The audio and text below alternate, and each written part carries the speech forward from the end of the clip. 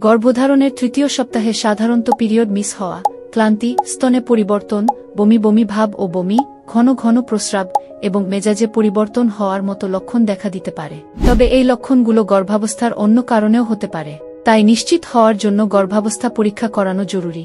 গর্ভবতী হওয়ার তৃতীয় সপ্তাহের সাধারণ লক্ষণগুলো। 1 নাম্বার হচ্ছে পিরিয়ড মিস হওয়া। মাসিক বন্ধ হয়ে যাওয়া গর্ভাবস্থার একটি প্রাথমিক এবং গুরুত্বপূর্ণ লক্ষণ। 2 নাম্বার হচ্ছে ক্লান্তি ও দুর্বলতা। শরীরে হরমোনের পরিবর্তনের কারণে খুব বেশি ক্লান্তি ও দুর্বলতা অনুভব হতে পারে। 3 নাম্বার হচ্ছে স্তনে পরিবর্তন। স্তন নরম, ভারী বা সংবেদনশীল লাগতে পারে। স্তনবিন্তের চারপাশের অংশ কালো হতে পারে।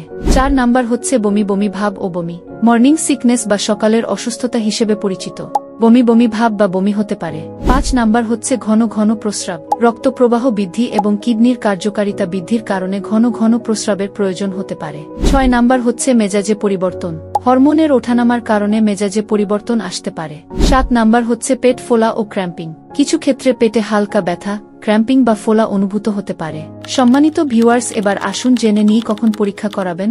আপনার পিরিয়ড মিস হওয়ার 1 সপ্তাহ পর গর্ভাবস্থা পরীক্ষা করানো উচিত। আপনি যদি খুব বেশি অপেক্ষা করতে না পারেন, তাহলে যৌন মিলনের 1 বা 2 সপ্তাহ পরও পরীক্ষা করাতে পারেন। বিশেষ দ্রষ্টব্য: এই লক্ষণগুলো গর্ভাবস্থার প্রথম দিকের সাধারণ লক্ষণ, তবে গর্ভাবস্থার বাইরেও এই লক্ষণগুলো দেখা দিতে পারে। তাই নিশ্চিতভাবে জানার জন্য একজন ডাক্তারের সাথে পরামর্শ করা বা গর্ভাবস্থা পরীক্ষা করানো আবশ্যক। আশা করছি আপনারা সকলে বুঝতে পেরেছেন গর্ভাবস্থার তৃতীয় সপ্তাহের লক্ষণগুলো কি কি।